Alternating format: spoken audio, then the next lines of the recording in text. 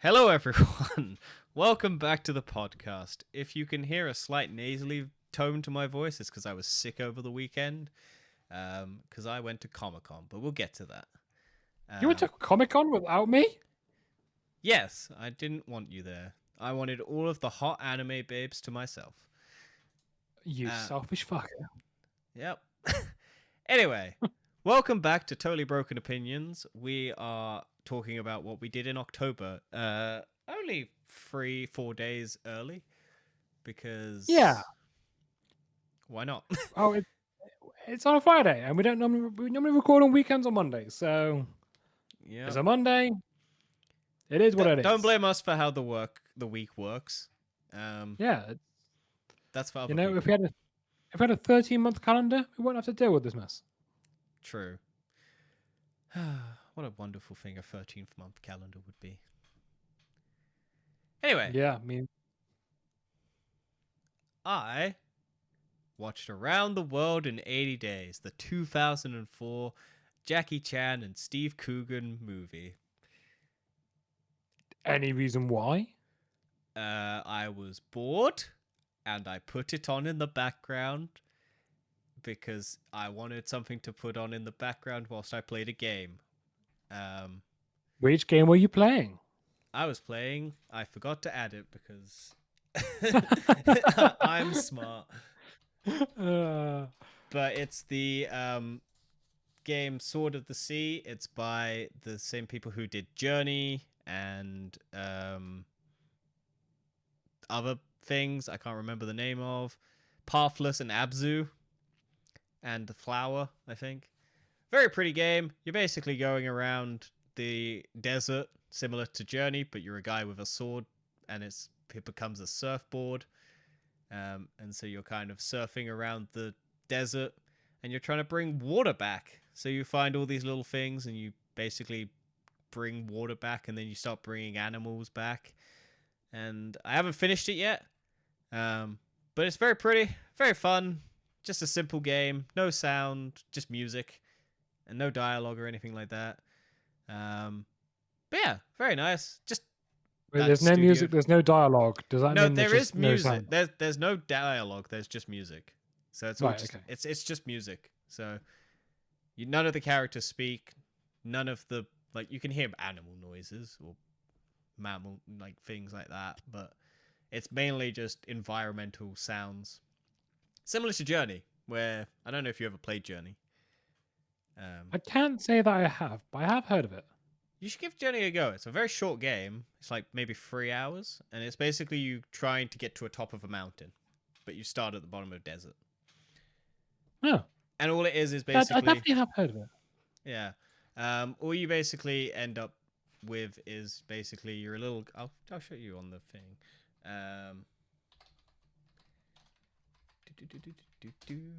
So yeah, you're a little character like this. And you're just trying to get to the mountain. And all you can do is you have a button where you can make noise. Yeah. And then your scarf grows longer when you collect little scarf fragments. And you can use them to build things and stuff like that. Yeah. And it's a very, very pleasant game for about 3 hours of your day or so. But yeah, so I played the other game by them. Very also fun. But yeah, whilst I was doing that, I had Jackie Chan's Journey Around the World in 80 days. I have so many questions. Go for it. Ask away. Why this film? I wanted something that I didn't have to pay attention to. it was, like I said, it was something to put in the background to make noise whilst I played something else. I mean, surely there was a thought process into your head when it popped up on Netflix. Just the first one. Yeah, because I didn't care. I'd already watched it, so I had no interest in putting it. Yeah, it was just to put on in the background. It was something I'd already watched, so I knew I wouldn't focus on it too much. And yeah, it's not good. It's not terrible. Yeah. It's very 2000s because it has that very early homophobic slant to it. and also foreigners aren't great approach to it. But Classic yeah, 2004 film.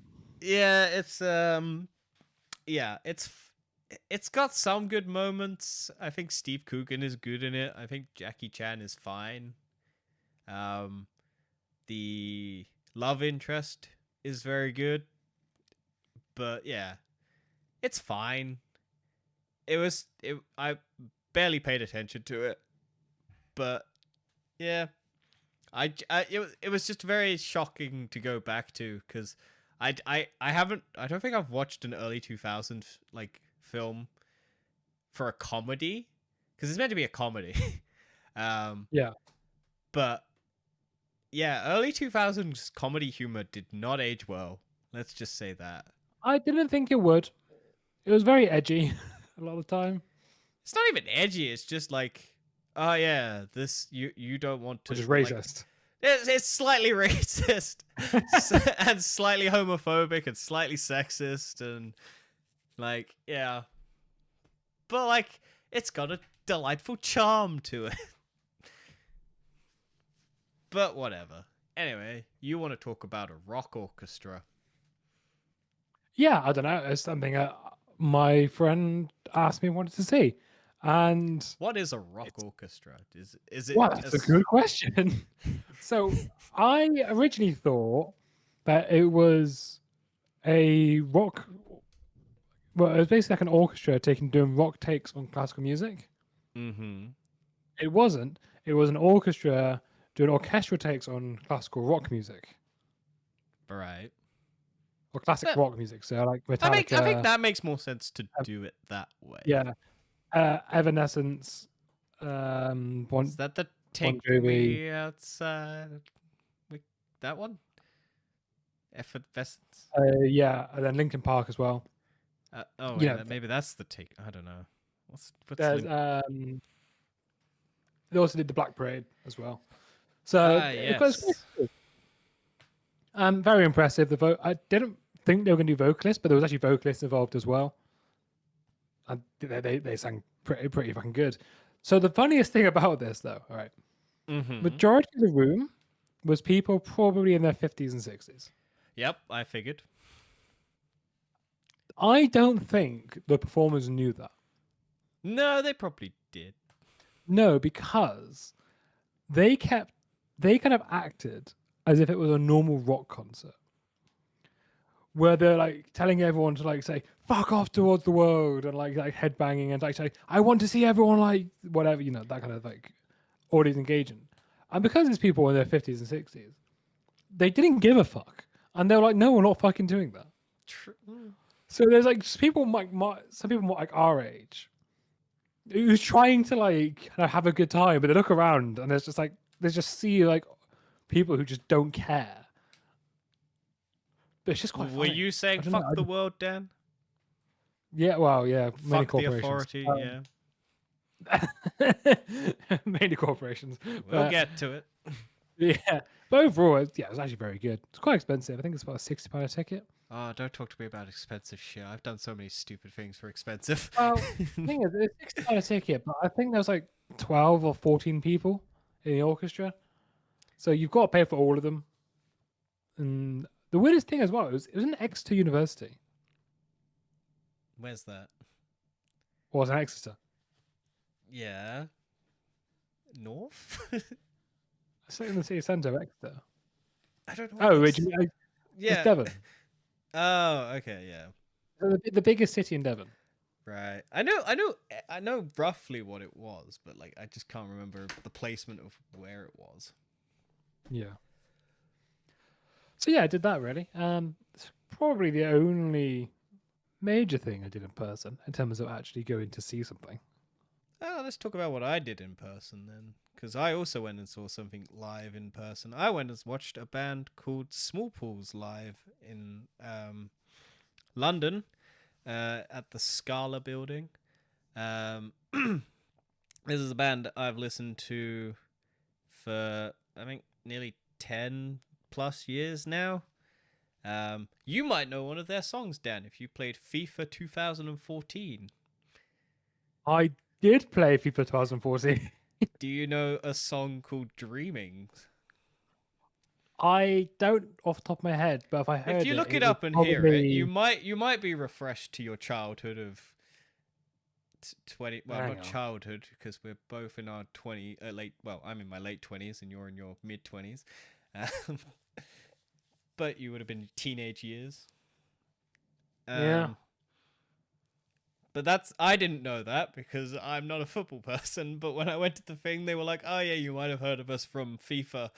And one of the support acts was like, "Oh yeah, we grew up and listened to this song on FIFA, so now we wanted to help come and support these people when they offered to it because we covered their song as another band." Um, I can confirm it does bring back a bit of nostalgia to me. yeah, there you go. I had no fucking clue because I'm not a football person. But apparently that's I the don't know if I would have like clocked it was FIFA, but I definitely get like memories of like, oh yes.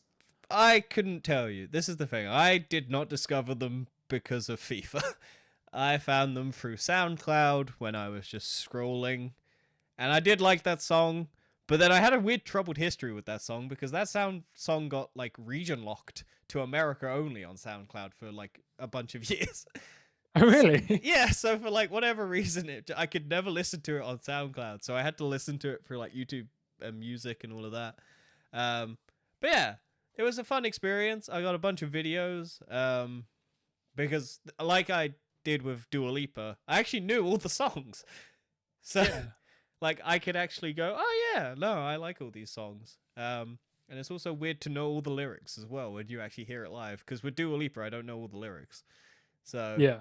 because like they are a constant like staple on my soundtracks. Like Oh my really? So yeah, actually like that kind of a oh big. yeah, like if you go on Okay. SoundCloud and you look at my like playlists from 2016, hang on, I'll try and find where they are. But I think that's one. So small pauses from there. That's one. It's very fucking difficult to see, but like there's like Yeah, it's fine. Yeah. there's a bunch on there. And then 2017 they're on there. 2018 they're on there. 2019, like all of their songs, I'm pretty sure are like on my playlists as I go through. Um, but yeah, so that was fun, and it was their 10th anniversary. And this has been the first time they'd come back to the UK in 10 years. And so I was like, and there was only one night in London.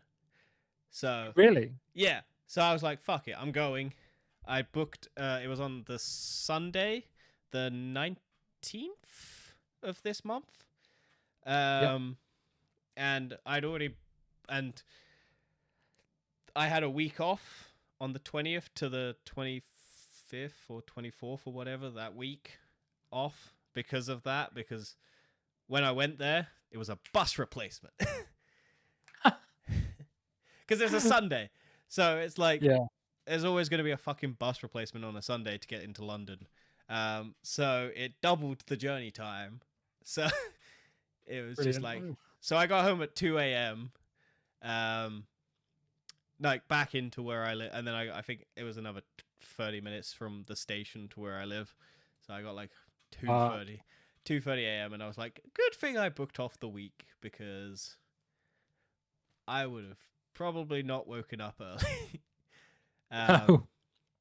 But I also have bought merch because, Oh, merch.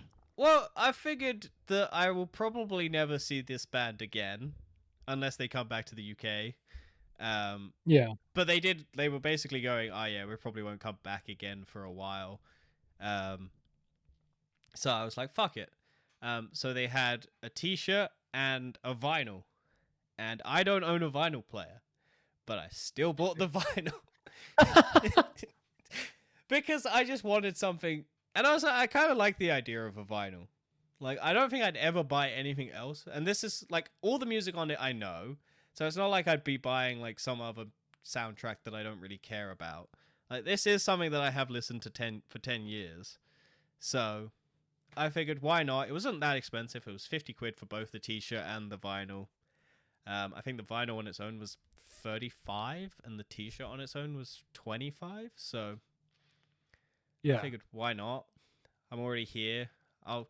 But the issue that I had was that all I brought was a drawstring bag, Right. so I had to slot it in that, and it basically went like the the whole bag was just basically filled, and I was like, okay. And I didn't want Yeah. to pay. I didn't want to pay the £3 for the cloakroom, so I was basically carrying that with me the whole time. And so I think I was just like, I don't care. I'm not gonna sell this or like get this opened or anything like that. I might buy a vinyl player at some point, but I probably won't. It's just something to I have. have heard I'm go- that vinyl is better music. well, I was looking at what stuff I could buy. I know Destiny 2 has the soundtrack on vinyl, and I was like, ooh, I'd buy that. Last of Us has a vinyl. Last of Us 2 has vinyl. So I was like, maybe I get It is video game very hipster soundtracks. though. Yeah, but I don't know. It's maybe something I'll consider, but I have no real plans. I just thought I'd buy something, and I'll probably just have it on display because I'm planning on making this wall display. So That'd be quite cool to have like I guess vinyls on display. It's like art pieces. yeah, because But you it's need like some electric guitars as well, you know? no, no, no. I was gonna buy in a charity shop. I saw a very small violin, and I was like, oh, the world's smallest violin. I can make a little, but no, I didn't end up Yeah, I like buying it. And then when I went back to look at it again, it wasn't there. So I was like, oh, damn it, someone beat me. I wish I had a small violin to play. um, but yeah, no. Other than that, I was just like, but no, it was a fun time. I think it's the most fun I've had at a concert. It really did reinvigorate like my want to do it. did And you sing along and dance? I bob your head. I was mainly focused on like the. I don't dance. I can't dance. I will never dance. I'm sorry to anyone in the future. I'm not a dancer. It's just not. It's just not something that I'm very good at. So I did record bits and pieces. I also feel fucking annoyed about it because, but I was considerate because I was at the back of the area at the front where the booth was for the sound and like light guy Yeah. in the venue, and there was like bits around so that there were people behind all of that, but basically it was just a wall that I was standing next to. Also, it was quite Yeah. fun because the guy tried to jump into the audience and then didn't really calculate that people don't do that here. So Yeah. there, It's there not a was British thing to do. there was a little kerfuffle where he fell down. I think I caught that on camera as well. But like then he kind of got back up. One of their songs is called "Killer Whale," so they threw a inflatable killer whale into the crowd, and you got to hit that a bunch. Yeah, But that's no, pretty cool. it's fun. Also, they're very like they came into the. There was a one song where they actually went into the audience and were singing. So like they were very much like because they're a small band. I think they were very much like, yeah, we're not gonna get stabbed, I guess. Yeah. I mean, it's London. You never know. But yeah, no, it was a fun time. And because of that, it kind of I was that this was gonna be the last music thing I did this year, and possibly for ages. But I went and booked Bastille again Right. for this year because this time, whereas when I did Bastille the last time, it was a new album that I hadn't actually listened to, which I enjoyed, and it was in a small, quiet venue. Whereas this is going to be at the O2, and it's going to be a 15-year anniversary, so it's going to be all of like a bunch of their songs from albums that I Yeah. do know. So I think I might enjoy that a bit more. So because of this, I may or may not go and enjoy another one. So, but that's next month. Nice. That's in November. So I'll have that to Cool. talk about in November. Cool. Now let's talk about the Twids, Dan. Yeah, well, I kind of just watched it last night. I made a roast dinner. Honestly, it was a fucking banging roast dinner. The Amelia chicken. Clark as Pippa, and Natalie Portman, isn't it? Yeah, it's quite like a big cast. Jesus. I think part of the reason why it's got really bad reviews, it's British humor. Yeah, I was trying to remember what the fuck the twits are from. Is it It's a Roald just? Dahl. Yeah, I figured it was something like that. Yeah. It doesn't look like what I remember the twits looking like. Am I No, it's a crazy? bit different from what the art style is of the book, let's say. Yeah, But yeah, it's very much British humor, like a bit like a lowbrow sort of thing. fair. Um, and there is some like I would say some quite funny moments. Okay, well, it Uh, looks like a frog on a woman's tit licking her from here. yeah, it's. I mean, the twits are basically the idea is that these are two people who hate everything. Oh, that yeah, I do recognize that. Yeah, from the Roald Dahl Yeah, style, I recognize it. but the only thing they don't hate is their theme park I don't remember a theme that they park. built. Well, I don't know what the actual book It's is, been but sort so of long the since film. I've read Roald Dahl. I don't think I've ever read the twits. Did you know he made porn? No, that's Yeah, crazy. What? I'm pretty sure. I may double check that, but I'm pretty sure he made adult books. Because he's Charlie in the Chocolate Factory, right? Yeah, I'm Matilda and James and the Giant Peach. Yeah, so I think he did because there's the snoozeberries in Charlie and the Chocolate Factory for like the wallpaper, and it's like, what does a snoozeberry taste like? And they lick in the wall, and it's like, oh, I can taste snoozeberries. And then in one of his books were for adults, snoozeberries are dicks, Right. and so they when people found that out, it was like, oh, in the Charlie and the Chocolate Factory, they're licking dicks because a snoozeberry tastes like dick, and dick is a snoozeberry. So yeah, Roald Dahl did adult stuff. Um, yeah, adult books. So Yeah, so the film is a bit different. They do make it slightly different, but it's kind of like a cool, kind of a nice story behind it, which is at least the film adaptation, which is that the idea of being a twit is like being hateful, and mm-hmm. if you're hateful, then you're a twit, which is quite funny because if any American listeners are out there, a twit is like A very British slang. yeah, British slang for like a knobhead basically. So yeah, there's actually quite nice moments, and there is some heartfelt moments. But Right. But you liked it yeah, though. I did like it overall. I wouldn't say it's like I'm gonna go back and watch it again, Okay. but it was fine to have on in the background when I was making dinner. Should have Similar to been. what you did when you were watching 80 Days Around the World. Yeah, I mean that's how I most saw people this. watch stuff nowadays. It's just putting it on the background and not really Well, paying I kind attention of to. I if prefer there's something not like to do that, but I think it depends on what I'm watching. If it's something I care about, I won't do that. But I just want to put something on the background while I'm doing something because I also do like doing that. Then I only do it with movies that I've seen, though. I don't do it with anything I haven't seen. So if it's something I haven't seen, I will pay full focus to it. If it's something I have seen, and I was like, ah, yeah, I can put it on in the background, then I'll put that on in the background. And then if it's something that I have watched before but really enjoyed, I'll try and focus on it.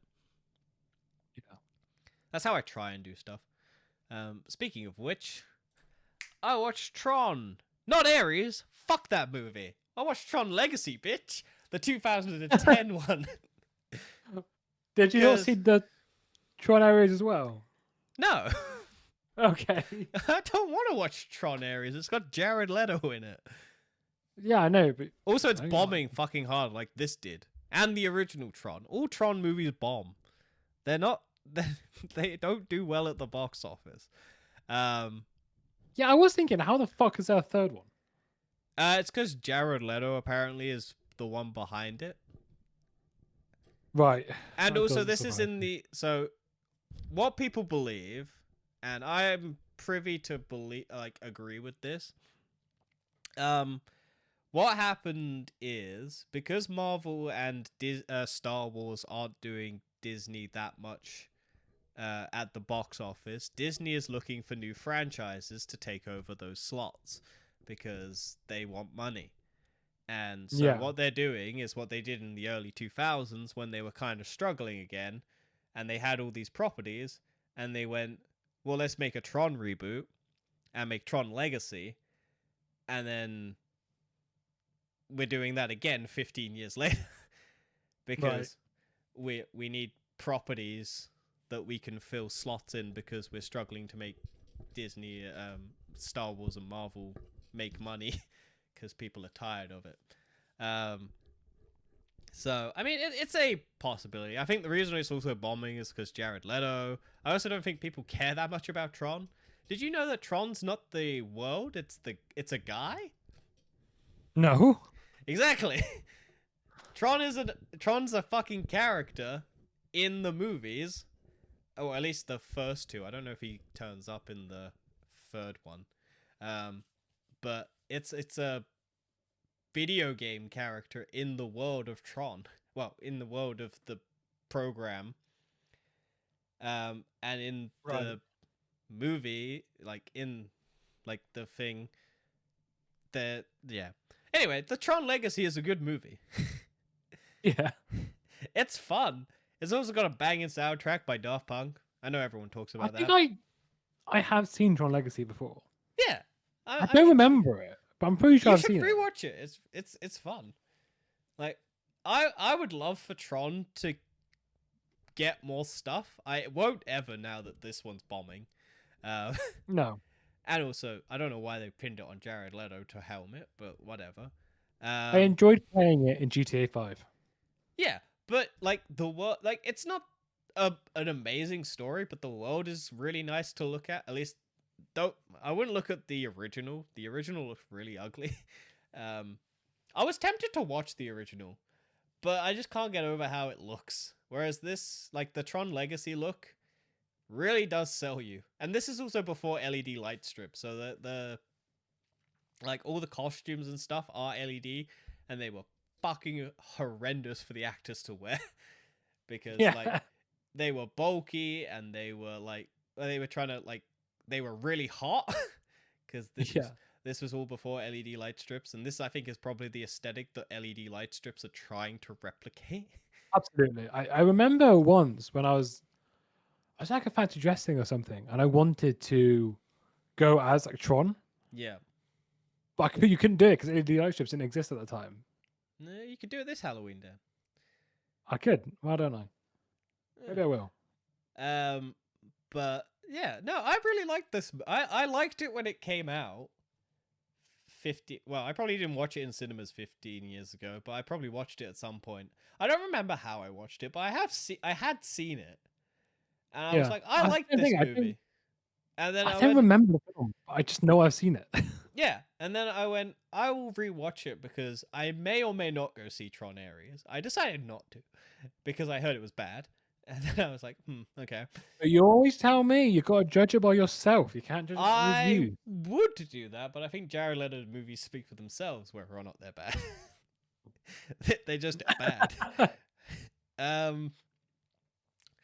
But yeah, so I don't know. I just don't want to watch Jared Leto on screen. Do you know what happened? I haven't watched an actual like I was gonna go watch one battle after the other, but that just kept having problems where I couldn't get the timing to go and watch it. Really? And so this month I haven't watched any like new movie releases, which is staggering. That's crazy. Yeah, you're normally always watching films. I'm normally always watching something, but I just haven't watched anything this month for new movies. I also felt like this month, because I did look at the cinema, but yeah, everything just nothing took interest to me. Nah. I mean, I did want to watch one battle after the other because apparently that is the perfect film. It's gotten 100% across the board and things like that. It's apparently one of Leonardo DiCaprio's best roles. It's apparently really funny and serious and all of these things. So I was interested. I just didn't like the trailer. The trailer really didn't sell it for me. Yeah. And also, I just couldn't get a good timing because it's one of those ones where it's like, oh, you have to go to this cinema or this cinema, and it's this time at this hour, and it's like, oh my god, I don't care. But yeah, I don't know. If anyone wants Tron stuff, watch Legacy and watch the original, so that Disney knows that there's a demand for Tron. but don't go watch new Tron. Because then they'll think that it's Jared Leto that saves the Tron franchise. I feel like an actual Tron game would be better. than the There are film. Tron games. I know, but I just feel like the games I would be think a better than the film. modern there is actually no, there is a modern Tron game, but it's a like point and click style one, I think. Right. But yeah, no, there's also an anime on, or like a animated thing on Disney, which was like around the time. Yeah, there's also a Tron Legacy game for the PS3 and Xbox 360. Oh, and the PlayStation Portable apparently. Crazy. But I just remember the reason I liked Tron was because of that Flow Rider video where he rides a Tron bike, because they actually built that bike. I can't remember what. Really? Yeah, I can't remember what fucking music video it is. Yeah, Flow Rider Tron bike. Yeah, he got to ride one of the Tron bikes. Good feeling. I got a good feeling. He got to ride one. Yeah. And so that's how I think I saw the Tron bike, and then I went, "What the fuck is that?" So I then went and watched Tron. So, anyway, let's talk about Gen V, because this is something that we've both watched. We have. Crazy. I actually watched it week to week as well once I realized it was out. After I told you, yep. Yeah, because I didn't realize it was out. But after that moment, I watched it week to week. Yeah, I watched it week to week as well. I think there was a couple I'm things just where I kind saying. of went back to back. I saw that twist coming from a fucking mile off. What the? Okay, spoilers ahead. Go ahead. I fucking knew that was Godolkin in that tube as soon as I fucking saw him. Okay, well, this is And I really fucking fast. knew No, it. I also knew it. It's not. Yeah. Yeah. What did you overall think about this season? Can you It was feel better than the Boys season 5. Boys season 5 isn't out yet? The Boys season 4. Okay. Bold Yeah, claim. no, this was better. No, definitely. It's definitely better than Boys season 4. Can't remember the Boys season 4 well enough. I don't think it is. The Boys season 4 wasn't that good. I like the Boys season 4. I think it's just you don't like the politics of the Boys. I like the politics. No, I do. That's fine. As I didn't like just like how it was too much gore for me. Like it was more gore of a substance of like what I actually doing. And I've always preferred Gen V to the Boys, to be fair. Okay. See, I didn't love the. I think it does suffer very much from the loss of what's his name? I agree. Chase. I know his name Andre in the show, but Chase something, I think. Yeah.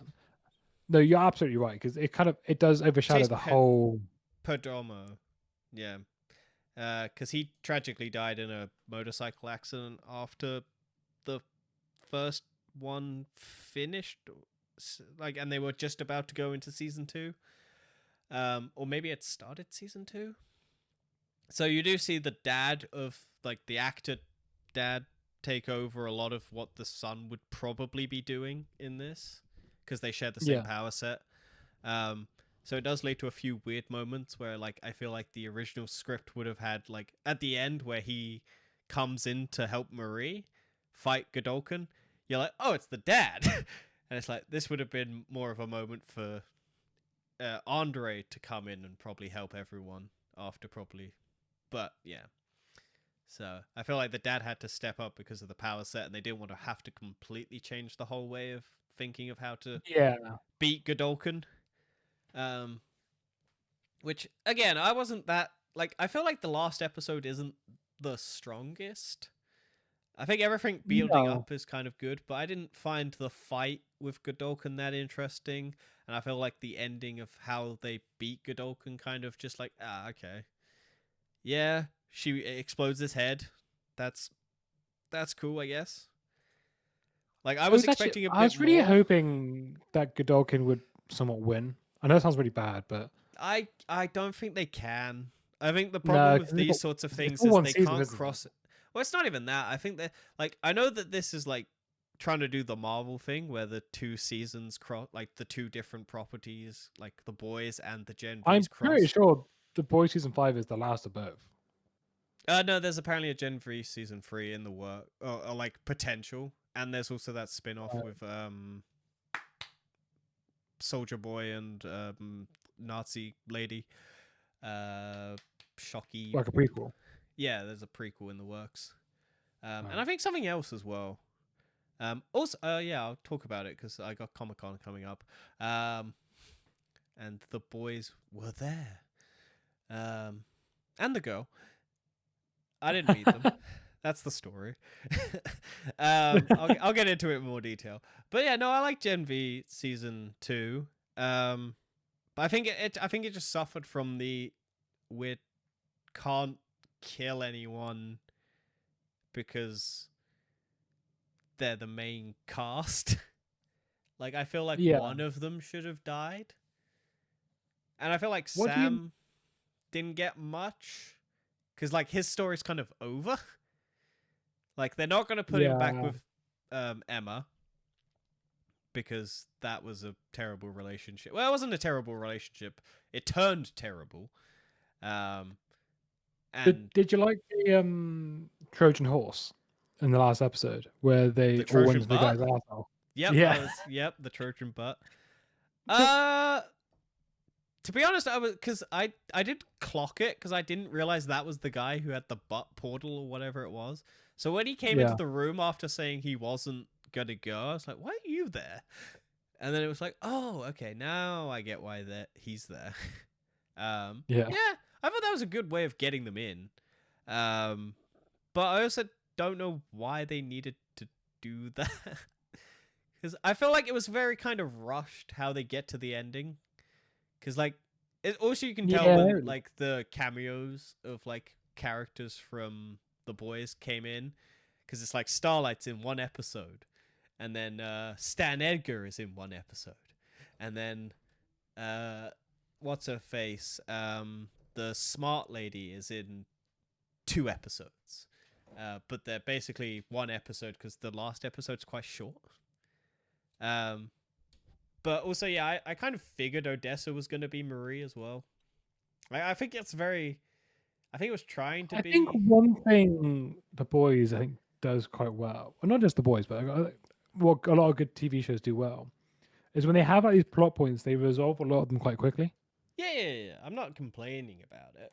Oh no, I'm just saying like just a point that I You think don't they do like it when well they is they. drag it out, like a. I think it's pointless to have a plot thread just dragged out because I feel like a story should be building, right? You want to Oh have like plot yeah. threads resolve quickly, but then also make new plot threads constantly, right? And then you always constantly engaged. I If you think have the what same plot thread for the whole season, I'm fucking bored towards the end. I just want to know. I think the balance that I would normally put for this sort of thing is the audience will probably have figured out the twist if you've left the clues by the 3rd episode. Yeah. You either then carry that on to the last episode, however many that is, or you have fought far enough ahead that you have a satisfying twist that spins it so that people go, "Oh no, actually that makes way more sense." I think that's how, Yeah. and a lot of the time people do fail with that, and it's like, "Oh, that just came out of nowhere." It's hard to do. It's not easy to. Oh yeah. Like, it's a really hard thing to do. You're Otherwise, every TV show would be great. yeah. That's why like Knives Out did quite well because it basically goes, she did it, but here's how the events took place to lead up to this and why she isn't guilty. On Yeah. like, and also the Glass Onion and stuff like that. Murder mysteries and like those sorts of things where they've set up clues and then you go back and you can watch it again and you go, oh, that actually all of those things make sense. I like those, but a lot of the time it's just like, this character comes out of nowhere and now they're the person who, like, they did set up Godolkin from the very beginning. Like, he's in that, and it's like, oh, Maria's like they're training her to do something. What are they training her to do? Get stronger. Oh, and now they need to go save her. I also like that they kind of brought back in the smart lady. I can't remember her name. Yeah. Sage. I don't know. Yes, Sage. that's it. Something Sage. Um, Did you also clock that it was Godolkin controlling Cypher? I had a suspicion that there was going to be some sort of reveal. See, I clocked it from I think like the fourth episode or something when it was like, the fight between Was it when they were banging um and he was no, fucking it and was he like was looking intensely? it was like the fight scene of well that as well, Jordan but also and Marie. yeah, that confirmed it because it's when Marie said, "Oh, there's no V in his blood," but then he's got the powers. I'm like, hang on a moment, that guy's not a soup. He Oh, must I be being forgot about controlled. that because I watched that because you Yeah. probably watched this a lot in a row and then week to week, whereas I watched it week to week and then. Yeah. Yeah. As soon as it happened, Although I it was came like, out, shit, he's being controlled. I I think you fucking didn't knew it. miss much because you watched it free. I watched 3 episodes, I think I one, saw four. one, It was one. like four in a row or something. Yeah, I watched it though because it came out 3 episodes first and then went week to week. I think I watched it one episode one day, one episode one day, one episode the other day, and then watched the week's one, and Yeah. then went and watched it week to week. I always kept forgetting it came out on a Wednesday, which is very annoying. And it also does Very not. right. It does not fucking help that Amazon posts all of the shit that happens on it on their YouTube channel the day after. So like as soon as it comes out, if you fucking go on like YouTube and you're subscribed to the Amazon thing or you watch Amazon, it's just there. Thumbnail, Stan Edgar returns, thumbnail, the fight with Jordan and Marie, thumbnail, all of this shit. And I was just like, oh, okay. Why are you posting this a day after? Like, give it a week, man. Come on. Put it before the episode that's gonna come out so people remember. Don't put it the day after. Because Yeah, you're it's a bit just fucking. spoiling shit. It really pisses me off. I hate how Amazon does it. But yeah, what do you think of Pubic Girl? I loved it. I liked I know it. I should have, but it was so fucking cool. It's a stupid Because it's power. such like such a shit power, but I'm like, that's so cool.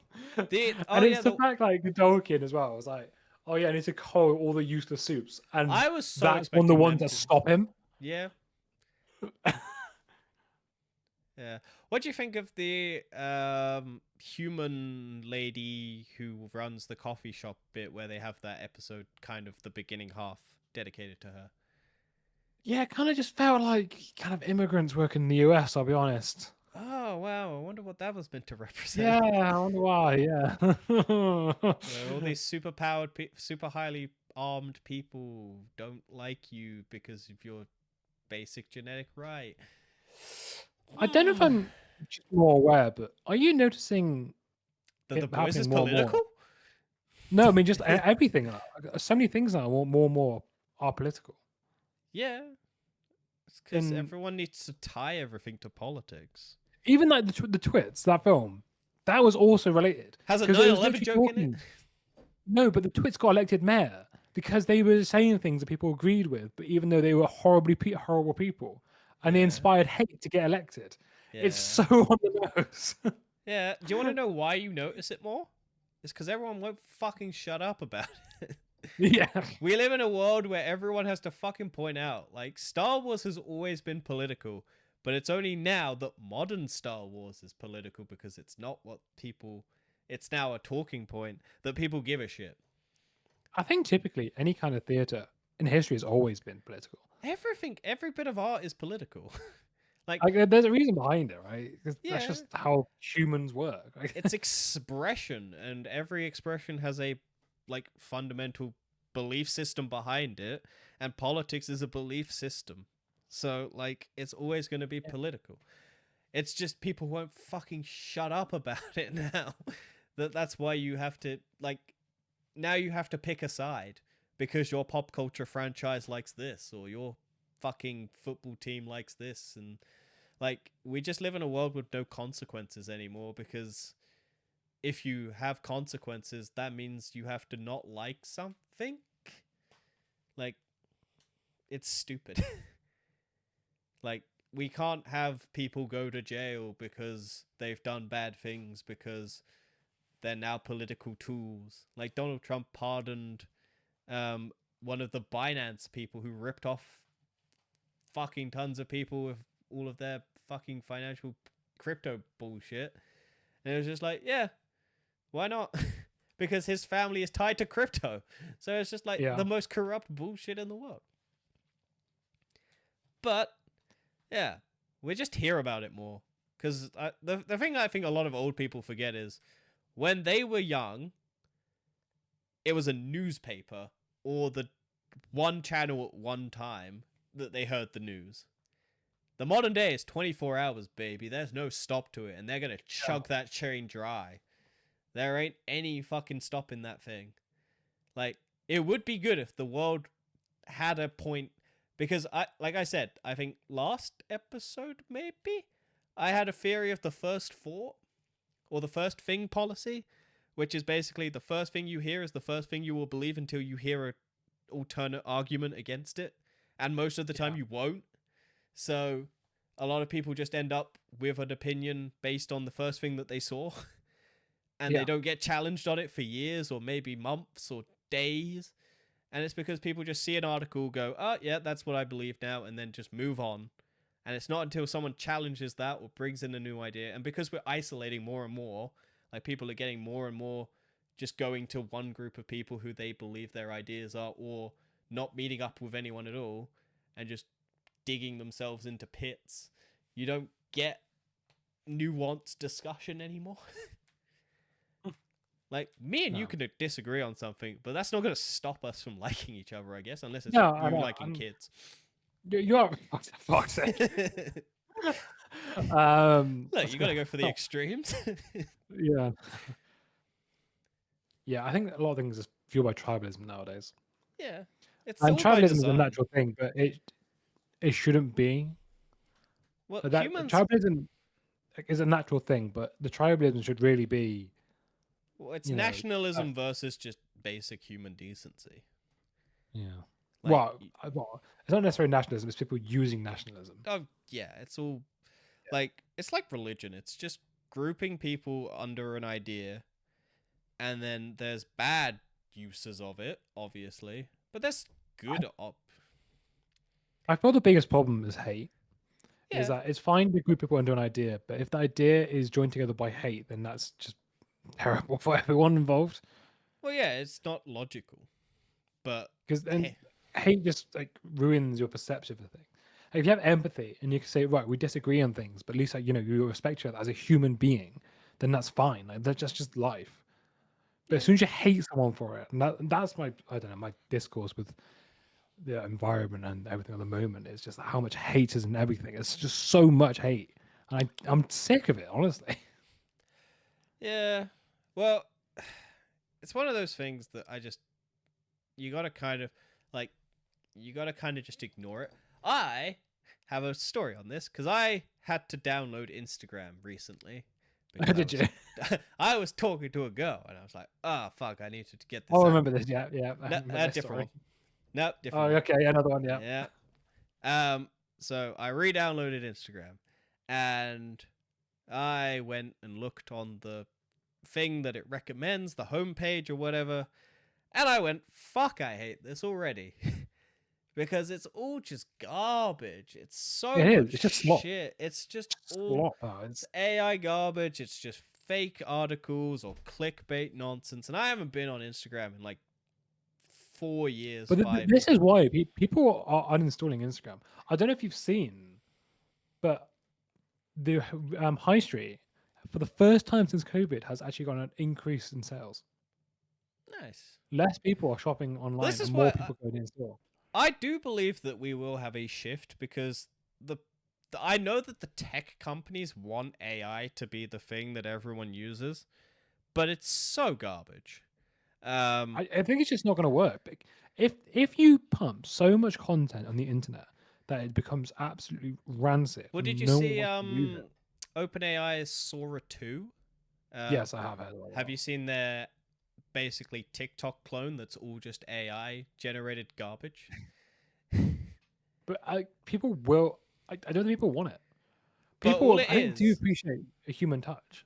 Oh yeah, but I was gonna say, based on that, all Sora 2, from what I could tell from an article and like a video and stuff like that that I watched on it, um, their answer to TikTok, where it's all just AI generated shit, was I think 1 in 5 videos was just people making Sam Altman do stupid shit. Um, Yeah. and the rest was just garbage, and no one was engaging with it, and everyone was just scrolling through it. Um, and yeah, I think people do want, like, the whole appeal of social media was the social aspect. What It happened was was, yeah. corporations went, oh, we can now use this to get people to buy shit. And so then you get a shift in like engagement, and then you get a shift in like, here's how we keep people on this platform for longer and longer. And then it becomes depressing and sad, and no one likes it, but because you're stuck in that endless feedback loop. Like, even me, I am hyper aware of, like, I hate this. But I was still Yeah. looking on Instagram, just scrolling through, trying to find something that I actually wanted. And I was just like, why am I doing this? I Like, know. This is this trouble. Like it creates this mindset that somehow you just can't stop scrolling. And yeah, like, it's just like, I love their research papers on it. It's so hard to break away. People just lose hours of life on it, and yeah, they yeah, don't yeah. want to. No Oh, one yeah, no. wants to do this, It was, but it just forces you. it's the same mindset. Do you know those fucking shitty game ads where it's like, this person does this puzzle and they're doing it wrong, and you're like, oh, I could do that so much better. It's that mindset. It's the, you will download it and play the game better than that person who's doing it wrong, and that's a psychological thing that they've Yeah, done I didn't studies know on. that. They They know they this. they actively target you the wrong thing so that you will correct it. Because there's that. Unfortunately, the best thing to do is just uninstall the app. Oh yeah, Like, that's what I did. generally, on I think Instagram user base is decreasing if like outside of bots. Well, they're all gonna, like, I imagine Twitter is just, or X or whatever the fuck it is now, is all just bots and the occasional person going, oh, look how smart I am because all of this engagement, and it's just a bunch of bots. But I don't know. I do think we will start seeing a shift in people either being hyper online and then people being hyper offline. And it's going to be a weird world to live in when that happens. But Well, I've already uninstalled YouTube on my phone. yes, I know It's you crazy. mentioned that. Yeah, and I'm not gone back. I have no regrets doing it. Weirdly See, enough. I don't think you.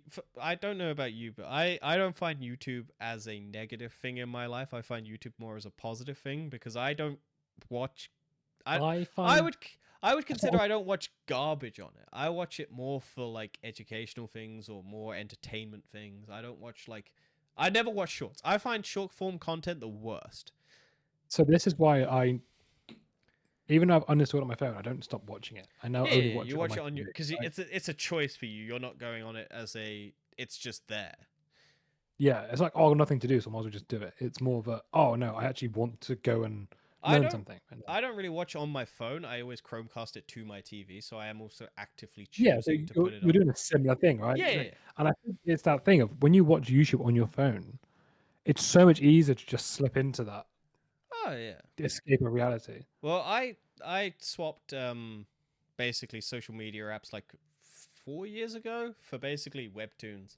So I basically just have a fuck ton of things that I can read, and they're all just very nice artworks, very nice things. I read about maybe 2 hours a day out of like my day where I'm actually reading something entertaining, not as a form of just aggression or like anger or any of this bullshit. It's just something that I've chosen to read and I enjoy it, and it gives me a different perspective on like different arts. Like there's so many murim, like ancient ancient Japanese or Chinese or whatever comics where I'm learning about like all of the different factions that used to exist and all of these things, and just the like the fight styles and things like that, and all of these fantasy worlds that just have really cool characters and all of these things. And it's something engaging, but it doesn't feel like it's got a human touch to it. There's an actual story. There's an actual like there's a purpose behind each brushstroke on the page and all of this stuff. Whereas, like, if I looked at Instagram, I was like, oh my god. And then people question why I don't like it. And I'm like, oh my god, what is wrong? Do you know what? I think back a few years ago, it was seen that you had to have Instagram.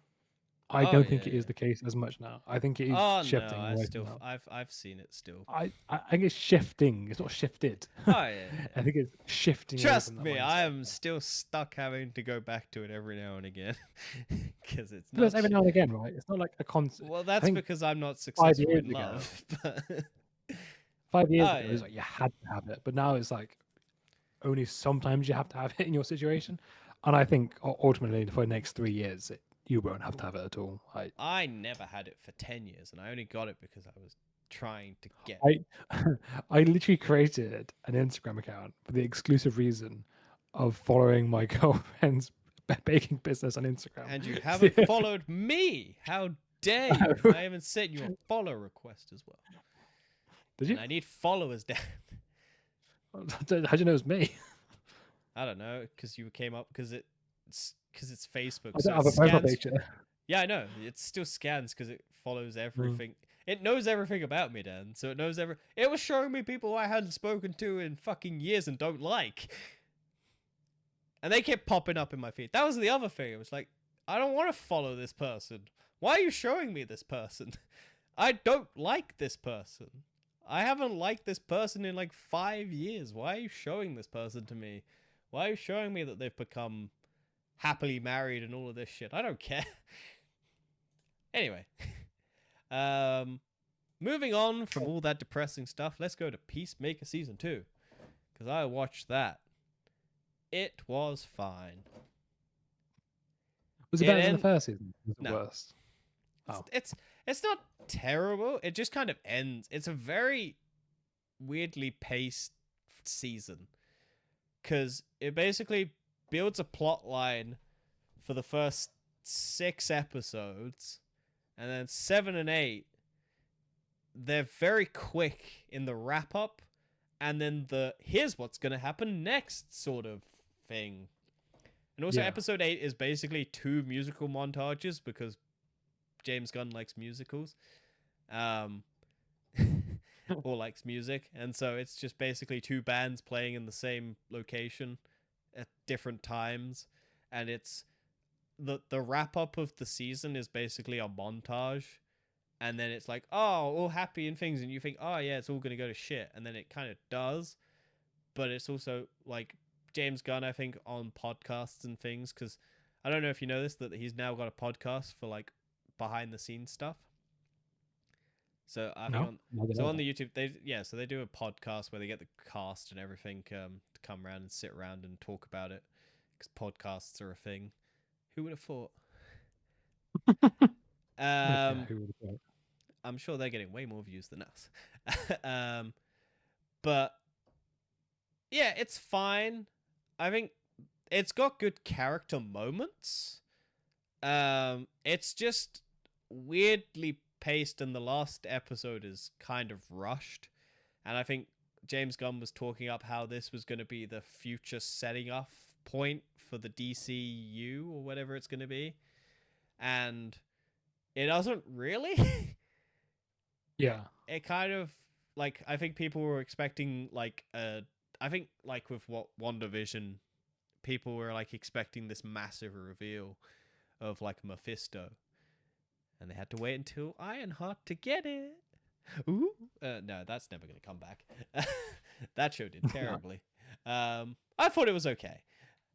Again, I watched the last 3 episodes in the background because I'd lost interest. But hey, look, it wasn't terrible. It had a strong opening. It's fine. But yeah, what else? Yeah, it's fine. John Cena's good. He's still good.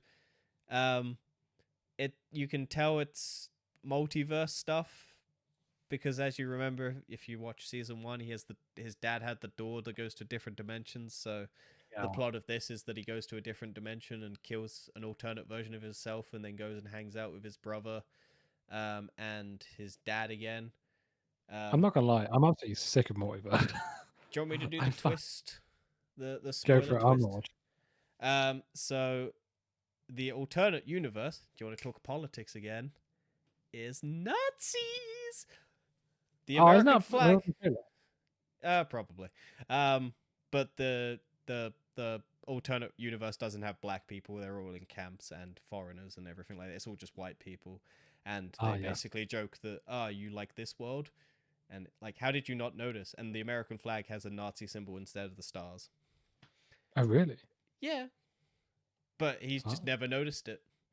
Um, because he because like as most people like it's a commentary on the fact that you like the world is turning fascist at the moment and people are just turning mm. a blind eye to it because they're not noticing all the Nazi shit. And it's like, Yeah. ah, well, when you actually point out the Nazi shit, you go, oh, it's Nazis. But like, people are just turning a blind eye to it because in it looks like it's a perfect place. But if you go back and look at it, oh, where are all the people of color and where are all of the like you don't notice it because your brain isn't actively looking for that. But there's this Mm. weird odd sense when you go back and look at it. You go, "Oh, okay. I hadn't seen any people of color in this like location." I think it doesn't do a great job at showing that because it doesn't have many moments where there's a big crowd of people. Yeah. Like I think it's like two or three scenes where there's like a crowd of people. And so Right. the reveal like I feel like the reveal works, but it was also kind of like, "Oh, okay, yeah, that you could have probably made that a bit clearer, but then maybe And it people reminds me of a Doctor Who episode. It had a similar vibe where it was like, oh, it's just everyone's racist. uh, nice. I can talk to you when I talked about the next. Well, okay. Let's just talk about Creature Commandos because I also watched that because I also So wanted. No, I I wanted context. I had like one quick thing to say Go about for it. the like not realizing everything's racism. It's normally, I'm gonna say as it is. Normally, white people don't notice it, Well, yeah, but because they're not other under ethnic any. minorities, Yeah, they will notice it right away. If they see a political drama like that, where there's no black people and they're maybe a bit hostile, most of the time it's just not noticed by white yeah, people. And you will see it happen to other people, but you won't see it as yeah. racism Because just we're because normally you the don't think ones of who it. did it, so we're like we always Or think with even the if it, right. We're always the yeah, ones. We're the people who don't care. Because why would we? but I feel like it's like the little bit of hostility of like not there's like nothing much being said. Like, there's nothing racist being said, but a little bit of hostility that we don't really pick up on, but other minority and this is what I learned from this, people not the Doctor Who episode, and since then I feel like I've noticed it a bit more. Probably not enough much as I should, but yeah. Sorry, that was my one thing I wanted to No, bring up. that's fine. It's this, I was only swapping to Creature Commandos because I finally watched it, and this came out before um Peacemaker season 2. This was before Superman. This was the first official James Gunn apart from Suicide Squad, which is technically still a part of it, and technically Peacemaker season 1 is still a part of it, but they changed it. But anyway, this is the first official thing of the DCU. Um, it's fine. Like this also has Nazis in it. One of the robots is a Nazi killing robot, uh, Oh, this is a which bit much. yeah. Um, but yeah, it's fine. Um, it follows Frankenstein's wife, Frankenstein, or the bride, um, Doctor Phosphorus, GI Robot, Rick Flag Senior, who is in both, has been the staple across all three. Oh yeah, also Rick Flag turns back up in Peacemaker season 2 because he's in the alternate world and he's a little bitch. All right. Oh, also they reveal that Rick Flag was sleeping with the hardcore um, during the events of Suicide Squad whilst he was in a relationship with Enchantress. Um, and that's also why she doesn't like Peacemaker because in the first season at least is because Peacemaker killed her best friend Rick Flag, who she was fucking as a fuck buddy um, in the events of Suicide Squad 2. So you get some more backstory. Also, they kissed on a boat, and that's why the whole season feels weird because they're trying to clear up. Oh, do you like me or do you not like me? That sort of romantic tension. Anyway, back to Creature Commandos. It basically follows the Creature Commandos on one mission where they're trying to go to a foreign um, national country where the princess is being attacked by a rogue Amazonian warrior, um, and they basically try and take that down. And then it turns out that that rogue Amazonian warrior is trying to save the world because the princess there is gonna destroy the world, and then they have to go and try and kill the princess. But Rick Flag has slept with the princess, so he's like, "Oh no, I don't want to kill the princess." So then he goes on a separate mission, whilst his team goes and tries to kill the princess. And it gives you backstory for all the characters over the course of each episode and whatnot. So you get the little backstory, so you care about them. And then the twist, if you don't care, is that oh no, wait, actually it was Clayface, um, and the Amazonian pulling a ruse to make it seem like the princess was going to be the ruler of the world and kill everyone. And then also there's another twist because the fish lady dies.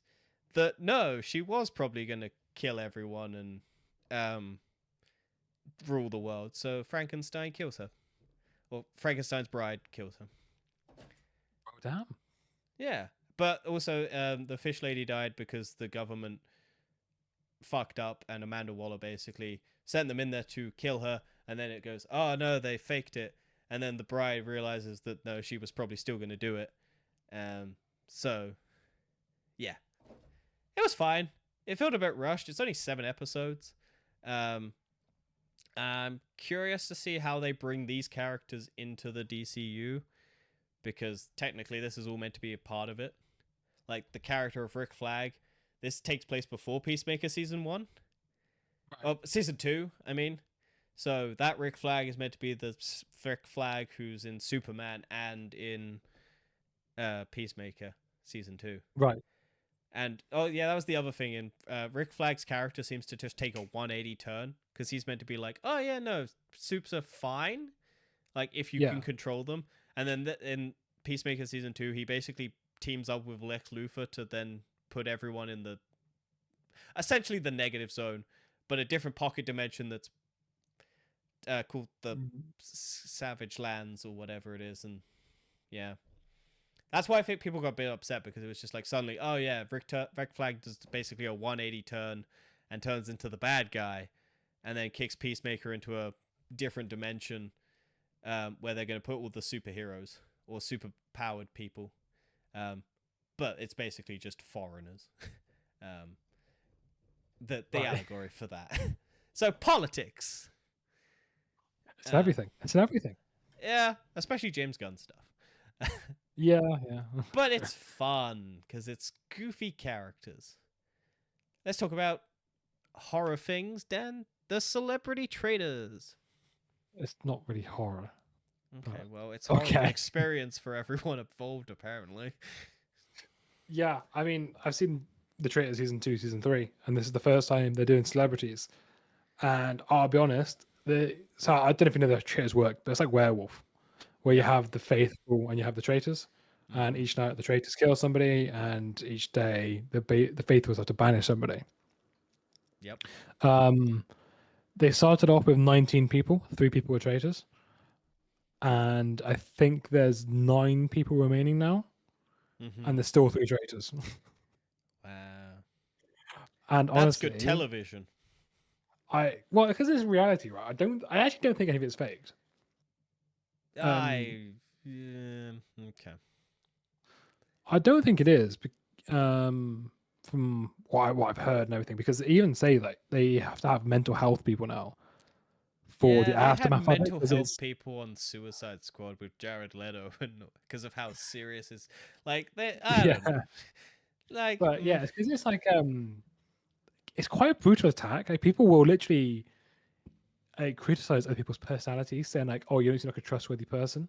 Yeah. So Nico Milano was on there, and he got voted off at first of all because they're like, "We don't trust you," because he's black. It did actually suspiciously vote off like most of the black people in the first few Yeah, episodes.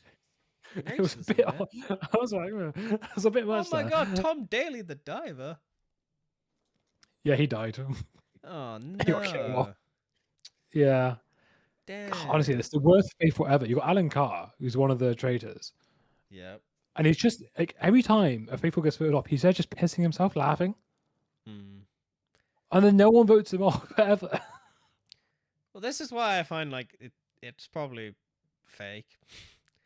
Because I don't think it is, but I yeah, go I on. Let's think see they've why. well the only reason I say that is there was I don't know if you know Dropout, which is the College Humor streaming service thing. Um Yeah, and one of their like original programming is called Game Changer, and one of the episodes, because the premise of that is it changes every episode what the game is, so what the people were doing. One of the episodes was basically uh they had basically a werewolf type game where one person was the traitor and like everyone else was they were basically one person is drunk and everyone else isn't drunk, and you got to find the drunk person. So everyone's acting drunk, and then you got to try and find the person who's acting like he's actually drunk. And then the twist of that episode is they gave everyone the act drunk token. right. So everyone was pretending to be drunk and there was no one. And they Oh, basically, God. the way they shot it was basically they just picked the person who won and they were just following that person. And it's like, you're the drunk person. And so they just picked one of the three people that was.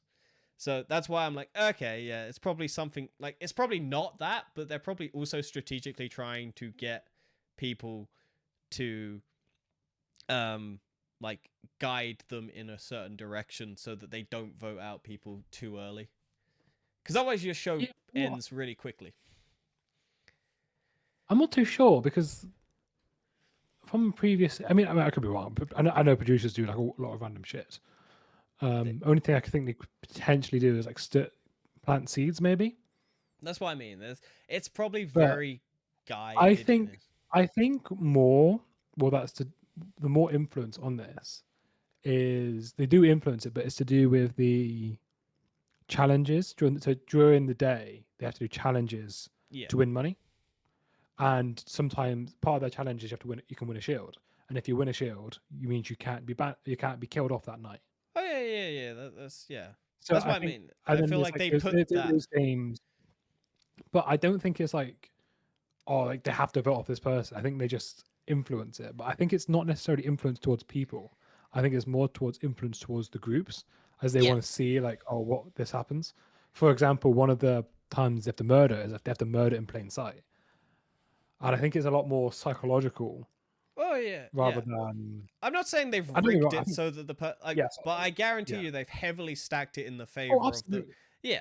It's. I'm not saying that they've rigged it where they've just I purposely scripted out the whole thing. I'm saying I'm more or less guessing that they've, because whenever the otherwise what happens is reason. people vote out the three people and then it's over and then you have like 20 minutes of So television. there's another thing that happens is if there's only one person remaining, they can choose to recruit someone else. Yeah. So that's what I mean. But It's like, that's what I mean. I don't think they actually have to rig it in a way because they have that rule that the game has to I'm always continue. just very distrustful of any sort Yeah, of, I because think it. all of them, Yeah, like Survivor and all of these things, are very heavily psychologically rigged so that it lasts for as long as possible. I'm not saying I that think they've it's rigged not it so that the psychologically rigged. I think it's just the rules of the game are you have uh, to, because when there's only one of you left, they basically say you have to join or you die, yeah. which means they have to join basically. Oh And then yeah. that's how the game continues. So it's not like I don't think there's anything rigged that's per se like Maybe they have to rigging like is the wrong let's say word. around. Heavily suggested or pushed or something like that. Yeah, I mean, like I said, it will last like regardless, whatever. Right? There's always gonna be four people towards the end, but Yeah. I always just find it more funny when they have voted everyone off and then they just continue it and they pretend that there still is a bad guy. That's the funniest you thing have to to me. as well. Yeah, Yeah, the because last season. you voted everyone out and Anyway, then it's just yeah.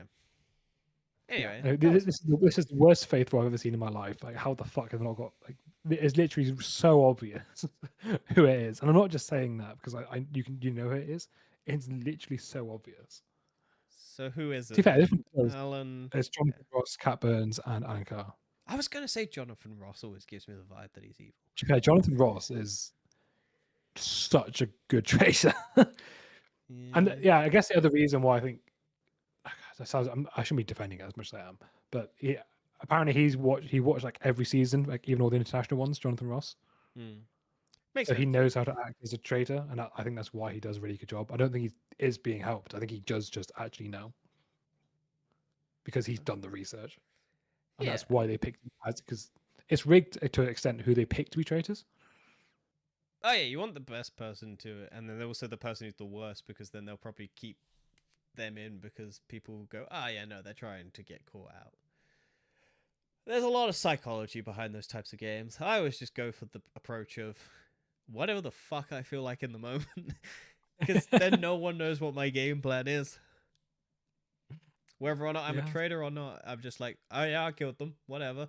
And people go, why would you do that? And I'm like, yeah, because I either fuck it up for someone, because I'm not. I always just go for the approach of fuck it up for anyone. Like, if I'm a bad guy or a good guy. So it's just like, oh yeah, I killed them. Oh yeah, you're accusing me? Yeah, I killed him. Fuck it. And then I reveal I wasn't. And you're like, ah, fuck you. Why would you do that? No, we're screwed. And I'm like, yeah, you fucked yourself over, didn't you? Because you voted me. I'm a Anyway, I went to MCM Comic Con. London MCM Comic Con on Friday. And how was that? Well, I got sick. So it went great. No, I basically booked the ticket on the Thursday, because I was bored and I was like, well, fuck it. I won't have another chance, and I wanted to go on a Friday because it was probably going to be less busy and less impactful because it was a work day, so people probably wouldn't be heavily inclined to go. Was wrong about that, but whatever. But no, it was good. I got to get Troy Baker to sign my Last of Us 2 copy finally, because I had him sign my Last of the voice actor of Joel. Ah. So that's my Last of Us 1 copy that I got signed in 2019, and I was like talking to him about The Last of Us Part 2 because this came out in 2020, and I had to wait 5 years to get this edition signed. Where yeah, because something happened in 2020, and then there were more Comic Cons for fucking years. There was one last year, I think, but I didn't go to that one because I wasn't. I also don't think he went to that one. I'm not sure, but yeah. So I just decided, fuck it, I will go and finally get that signed. And I also met the creator of Asduf movie and all of those sorts of things. Yes. Got to meet him. The downside is I was going to try and see The Boys. Carl Urban, Karen, all of the other ones. Downside to that is you have to pay to get autographs and photo ops.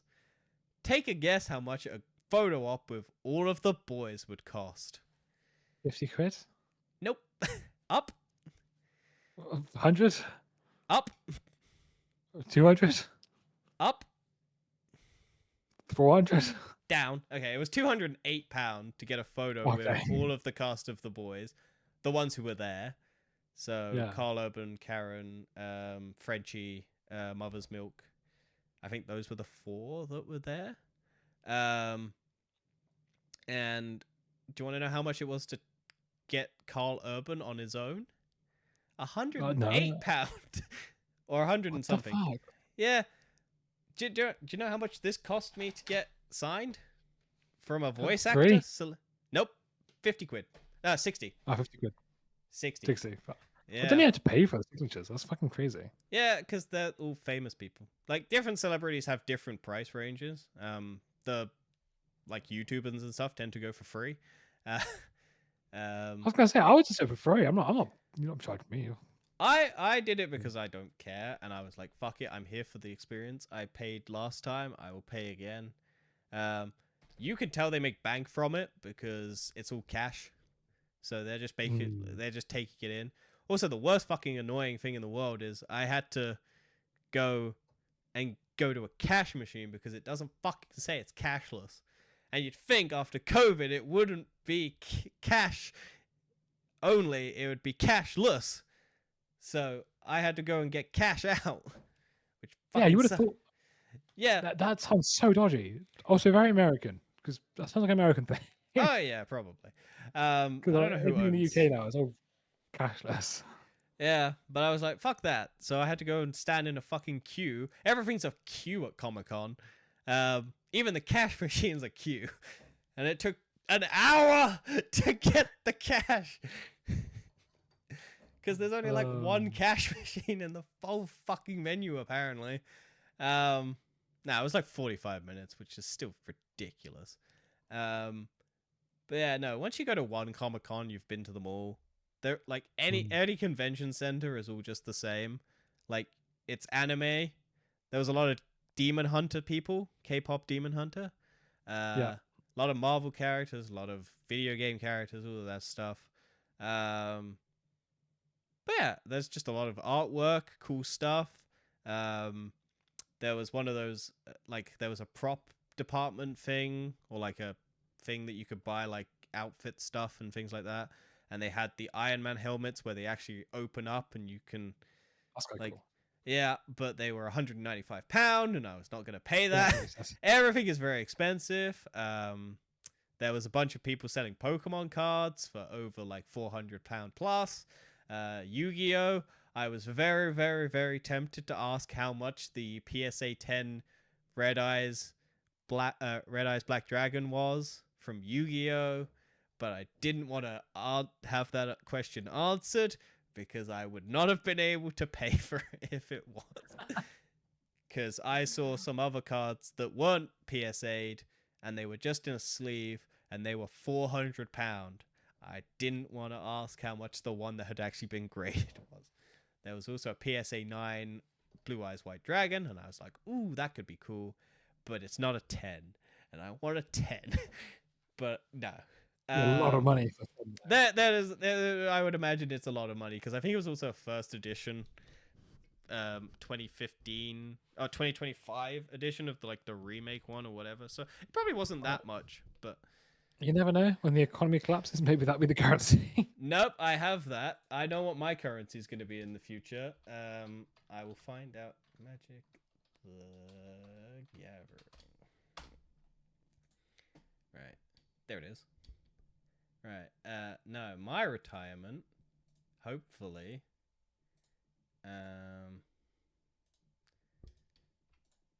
Magic the Gathering.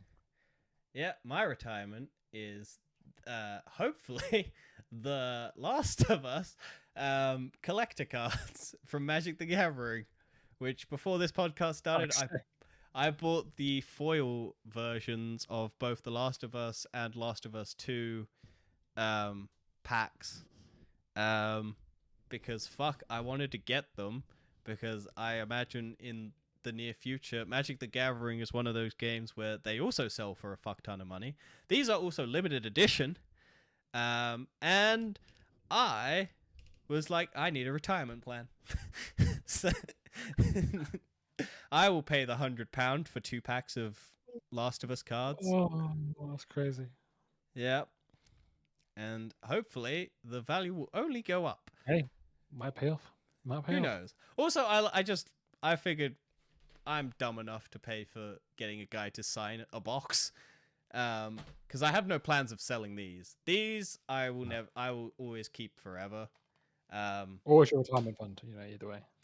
No, I don't even think I'll sell them for a retire. I'm just gonna keep these because I have them on digital, so I don't ever need to play them. Yeah.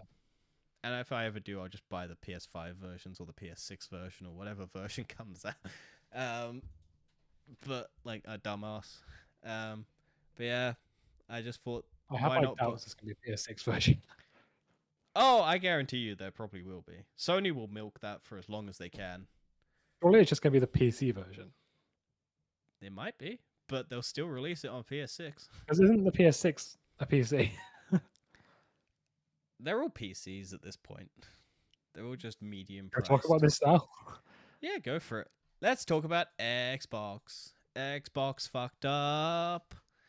Xbox had a bad month. Why do you sound so happy? Because I don't like Xbox. And also, I called this the fucking moment the Xbox bought Activision. Because this is all because of Activision.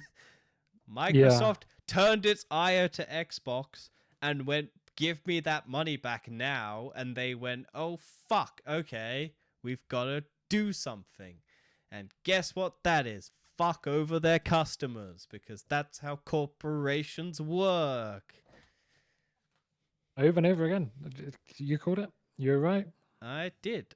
I didn't do that in my video, which I regret, but I did say that Microsoft would fuck up having bought Microsoft, Activision, and Blizzard, and Bethesda.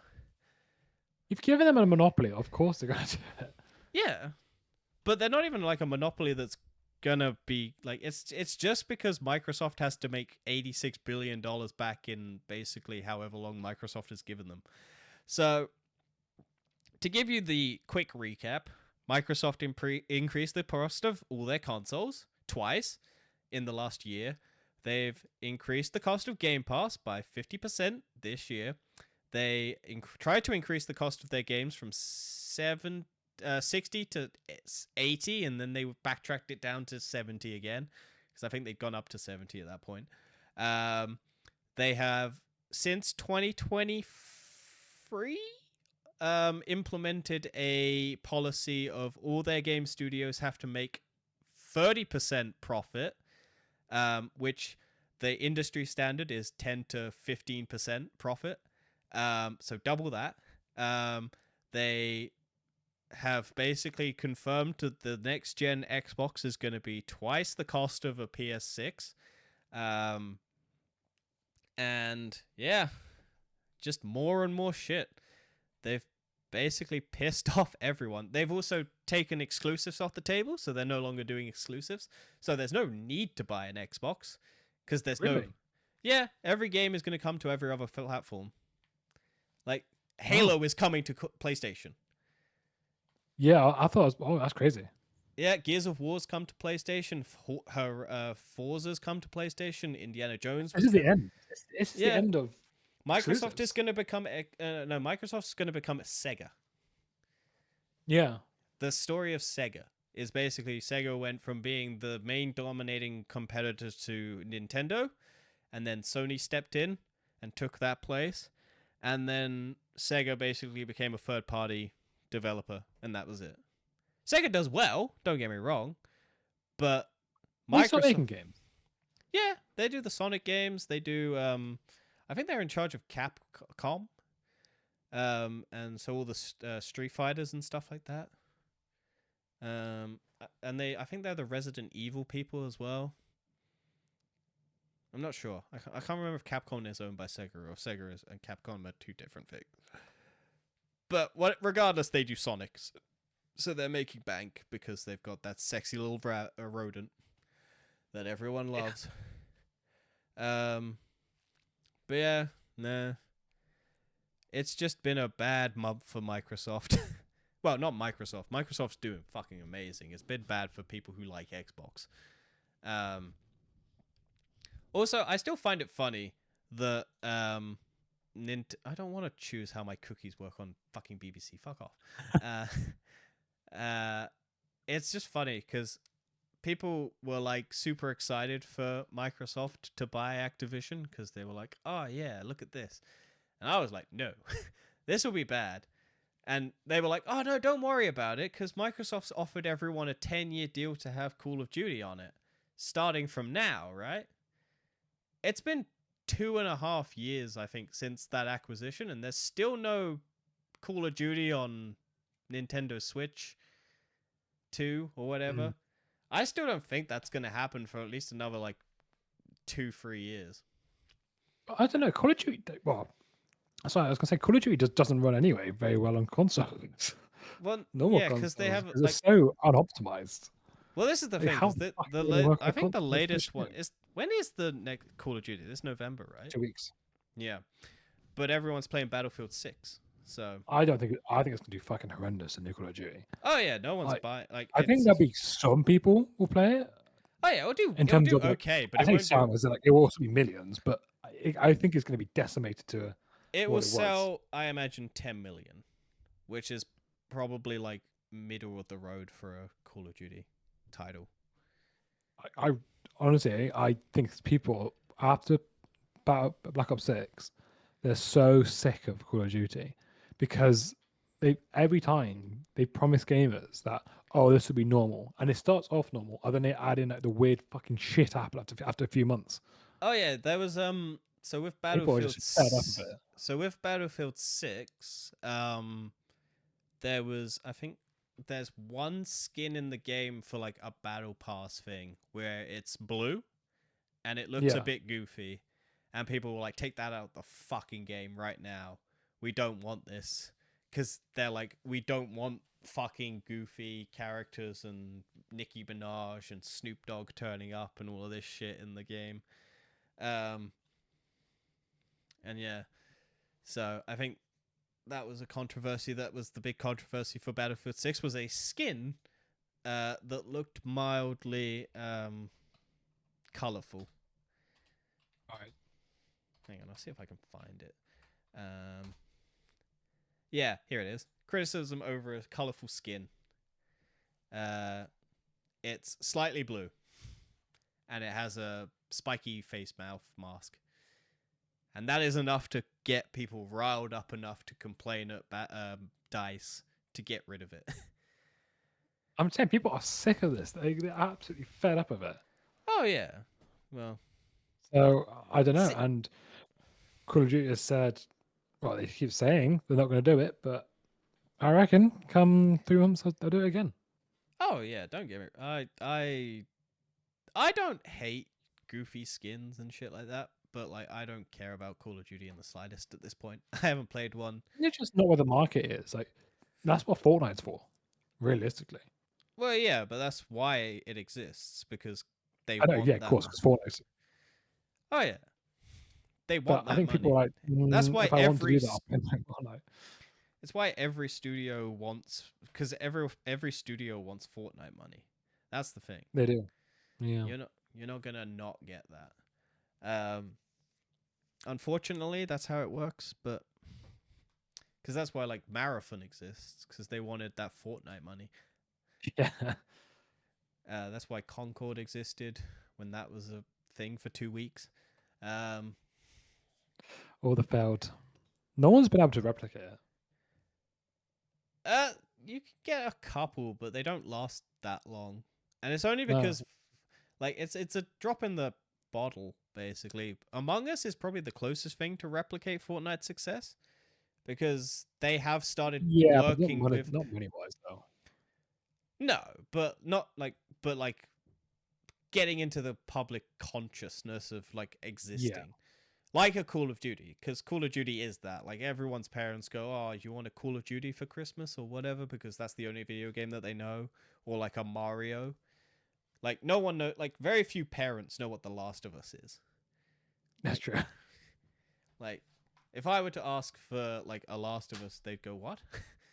Or like a God of War or something like that. They're popular game franchises, but they haven't hit the public consciousness yet to the point where they are so recognizable that anyone could tell you, like the mascot or the things. Like Spider-Man is probably Sony's biggest marketable thing, and that is why they do not want to lose Spider-Man, Yeah. because that is their biggest mascot. Like Wolverine, that new Wolverine game that we got a trailer for Oh, looks, I'm looking forward to that game. yeah, but that's not something that they own. That's something that they've had licensed to them. Yeah. But it is a Sony exclusive because it's under the. I reckon that will probably go to other consoles. I don't know. It depends on how much Well, I Disney. think the whole reason why PlayStation games go on Xbox is Xbox is fucking PC. So that's the only reason why. Oh yeah, but not through Like, if Microsoft Xbox Store. has no, it's through Steam. I just have Steam now, so Yeah. that's Um. it. Yeah. I don't know. It's just Microsoft fucked up big time this month. So basically, it went from $14.99 to $22.99 in the UK, and went from, I think, $19.99 to $29.99 in America. So yeah, crazy money. And then I think double that in other countries as well. Oh my god, where could Prince Andrew end up if he leaves the Royal Lodge? They've Ah. actually, talk about Xbox, they've actually just announced they're going to reveal a free cloud gaming Oh yeah, with subscription ads. with It's got ads. yeah. Apparently, Ads in the game. no. So what it will be is it's kind of like Nvidia GeForce Now or whatever it is, that cloud streaming thing that Nvidia has, where Yeah. it will play an ad at the beginning, and then you'll get an hour session, and then it will but I think what the rumor was is you only get 5 hours a month on the free tier, Really? but you only get an hour gaming session. So Yeah. without having to watch an ad. So you play a game, and you only get a select number of games as well from the Game Pass selection. So you get an ad, and this is only what they're saying it's going to be, which is an ad at the beginning and an ad at the end or something. Whereas what you could have is like an ad in the middle when you're in like the middle of a multiplayer game, and then it's just ad or something like that. But yeah, it's crazy. Um, but yeah, I don't know. Anyway, shall we talk about one last big merger that's probably going to happen? Yeah, go for it. Last topic. So, Warner Brothers Discovery has put itself up for sale. Didn't it Again. just merged? Yeah. So, you wondered why David Zaslav was canceling everything and gutting Warner Brothers for parts? It's because he wanted to sell it so he could make money. And yeah, so the big fish that are swimming around looking at it are Amazon, Netflix, Paramount put in an offer, who had just been bought by Skydance. So Skydance, Paramount, also trying to now gobble up Warner Brothers. Apple is in the mix as well. And also, this does kind of put a question on James Gunn's DC universe, because that's Warner Brothers, and if new management comes in and James Gunn's universe isn't as profitable as they want it to be, what are they gonna do? Because Superman didn't make $1 billion. It made over 600 million, but it didn't make $1 billion. There is no superhero movie in the top 5 this year. So That's crazy. yeah, first year in like 20 years or something like that. There hasn't been a superhero movie in the top 5 highest grossing movies. But yeah, it's just gonna make the number of number of studios smaller once again. It's all And just going to become like a duopoly at some point. also, do you want to know the fun fact about why this is happening? Is because Donald What? Trump's back in power, and there's no Mm. FTC regulation. So everyone can buy everyone, because all they have to do is pay Donald Trump some money and go, oh, we were setting a lawsuit. It's fun. Letting companies buy each other and making monopolies is so much good for the consumer. And But you does know, not. originally, the game Monopoly was invented by a woman in the And then a 1920s man took it to over, and inform people yeah, yeah. by the dangers of capitalism. And then a man stole the idea and made his own.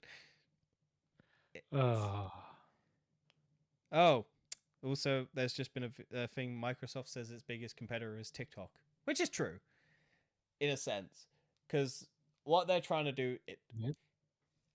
essentially, they're talking Why? about no, because basically they're talking about attention span. They're not talking about actual competitiveness in terms of what they're trying to do, because Right. the biggest competitor is your phone, because most people don't play video games and sit down and do a dedicated thing. They'll play a mobile game or they'll scroll TikTok.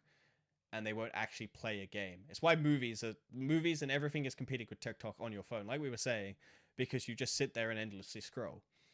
It's Yeah. all about time retention for these companies. They don't care about what it is. They just want you sat on your phone or sat on their device so that you pay them and that's how they can get advertisements and sell you stuff. That's all they're trying to do. So the statement that TikTok is their biggest competitor is kind of true, because that is the thing that most people time sync themselves on nowadays. Because I think it, at some point recently, in the last year or so, overtook YouTube in terms of watch hours. Oh, really? Yeah. So, um, like daily watch hours for people is like TikTok. The average took over by TikTok or something like that. I can't remember what the statistic was. Um, but yeah, so TikTok now has the most. I wonder how that will work when Donald Trump tries to get them to sell it to him, or the Americas, because that's apparently meant to happen soon. Is it? Yeah, because that's being finalized or something. I don't know what the fuck's happening with it, but that's meant to be coming to. I think it's this Friday that it's meant to be announced whether or not it's happening and whether or not China has agreed to actually sell it. Um, What? yeah, it's also going to be owned by some of the friends of Donald Trump, so not a biased reason to do it. But I wonder how many people will actually stay on the app. Probably everyone, but A lot of people, like in America, just like Donald Trump, though. That's the trouble.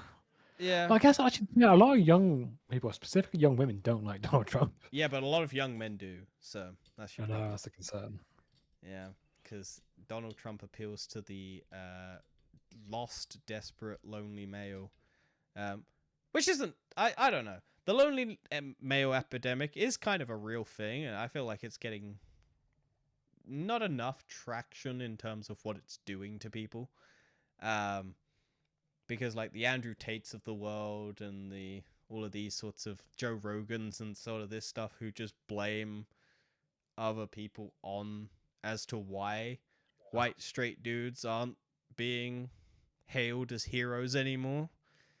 It's kind of stupid. I think culture was fucking bullshit. Yeah, but like there is like you can sort of see where they come from, because I do feel like white dudes are now basically the easiest target to shoot down. Like they're the ones that Yes, I also feel like a lot of these podcasts it is aren't also helping the situation. yes, no, they're all just scared of it. Like they have been able to get away with stuff for so long, and they don't want to face consequences anymore. Like Andrew Tate is not a good role model. He's in fact the exact opposite of what a role model is. Did you see? I think his trafficking, or like I think 6 of his 7 charges have been dropped. Yeah, I've heard. He's Yeah, only living in the US or something, isn't he now? Or... yeah. So that's going well. Did you also see that Donald Trump may pardon P Diddy like we predicted? Yeah, I've seen that as well. Yeah. He's just. The thing is, he's just a criminal. He's literally a criminal in charge of the Well, this most is what I powerful mean, country in the because world. basically all this does is fuel the idea that there are no consequences to doing bad things. So No, then you exactly. get It's really bad. well, and then you get these people who feel empowered to do bad things, and then if you don't give them consequences, or when they do face consequences, they feel justified in fighting against having those consequences against them, because they know that there's a path to success to allow them to get a public facing thing. So like Andrew Tate can whine to his audience about how it's unfair that he's being charged of sex trafficking, and then get away with sex trafficking because enough people complain, and he goes, oh well, okay, I got away scot-free. And then that leads See, to people going, I can have sex trafficking, or I can fuck women unconsensually, and then they go and do it, and then they get caught, and then they blame the system rather than the person who told them it was okay.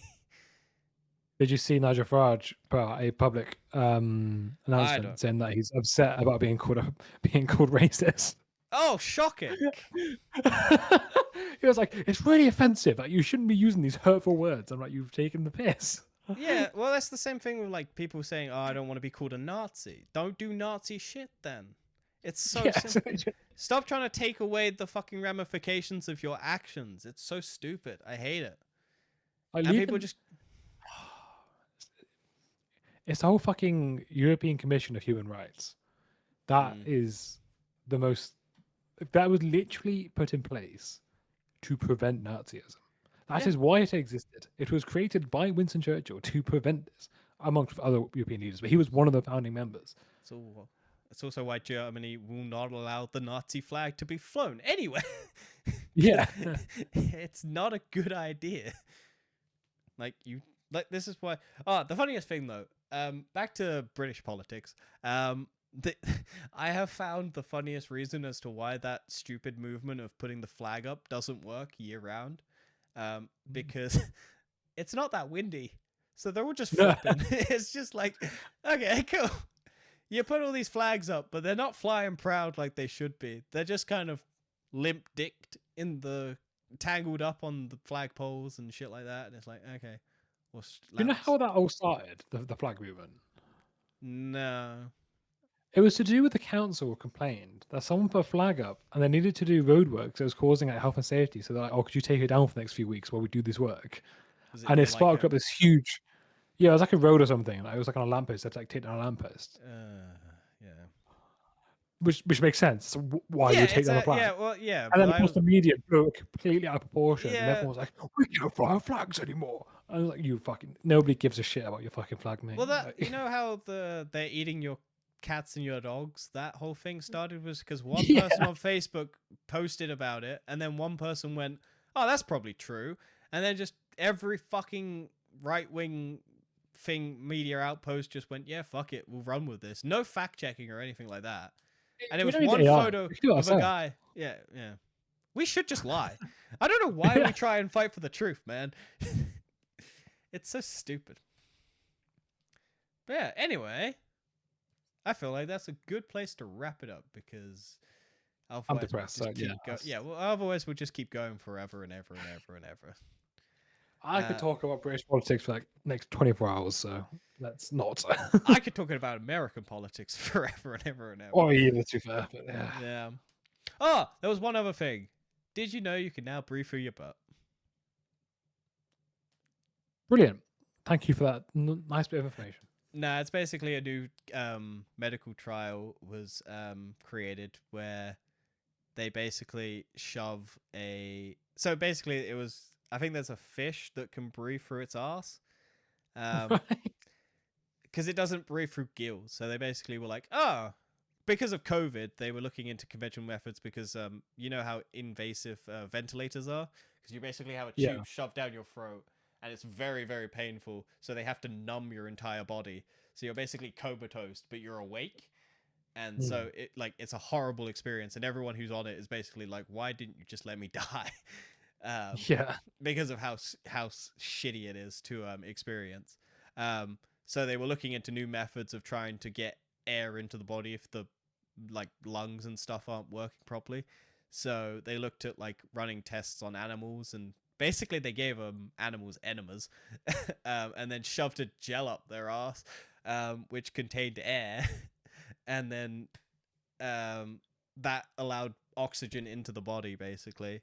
So they're trying it now on humans, where they're shoving basically a liquid gel up your ass, um, to see if it will, if basically to see if it like can and will go around the body basically, and then come back out, or and will deposit the oxygen. That was just a news story I saw recently. But it won one of those weird fake Nobel Prize like knockoff for the weird science stuff that is medically breakthroughing, but it's just weird. So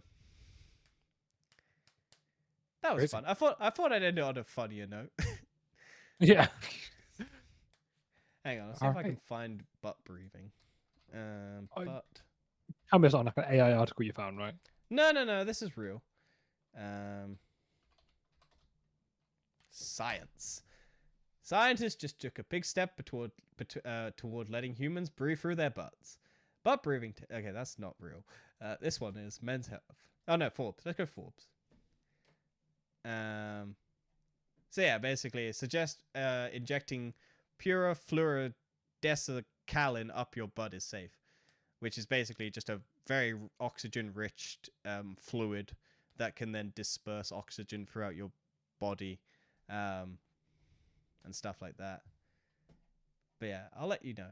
Cause yeah, look at that shit where you have to basically get this thing jammed through your throat. It's crazy. That's Yeah. ventilators and stuff like that. It's a Oh, horrible. yeah, I've have heard. Yeah, it's Yeah, not it's nice. horrible apparently. And so yeah, this and also it's very distressing for the patients like families and stuff like that because you're basically attached to all of this horrible medical equipment. Whereas this is basically just like an enema tube, so you basically just shove it up their ass, and there's no like horrible like you basically can talk to the person as like a human without all of this stuff on them. So if it is successful and they can get it like as a way of doing it, whether or not they would, like I imagine it'd be an option. Like, do you want to have this thing shoved down your throat, or do you want to have something shoved up your butt? Like, like who knows? But this might be a much cheaper way of doing things. It's just funny, but that's like it's a good thing overall if it does work. But it's just a funny thing to have as a science breakthrough. But yeah, you won't actually literally breathe through your butt. You're basically just having oxygen pumped up your ass and you can breathe because your lungs are still getting oxygen, so it helps you repair your lungs. But yeah, anyway, thank you for listening. Thank you for watching. We will see you next month, where hopefully we'll have done more. And we won't go on massive tirades about politics because we'll have done stuff and we won't want to be padding out the time. I'm quite busy, like literally next week. So I don't think I have anything next month. So oh, that's gonna be fun. Yeah. More politics. I only have the Bastille thing next month, and that's it. But there is Remembrance Sunday, Guy Fawkes Night, and we have Halloween. So maybe we'll discuss those things. Yeah. But other than that, I don't think there's any movies. Oh, there's The Running Man. I might be able to talk about that. But yeah, there's not much out. I don't think there's... Oh, there's Star Wars Visions. That'll have come out by then. So I think there's some stuff I'll be able to watch. I might have finished my game. But yeah, we'll see you next time. You're rambling. I am rambling. That's how I end the show, Dan. Bye. Goodbye. See you next time. See you next month.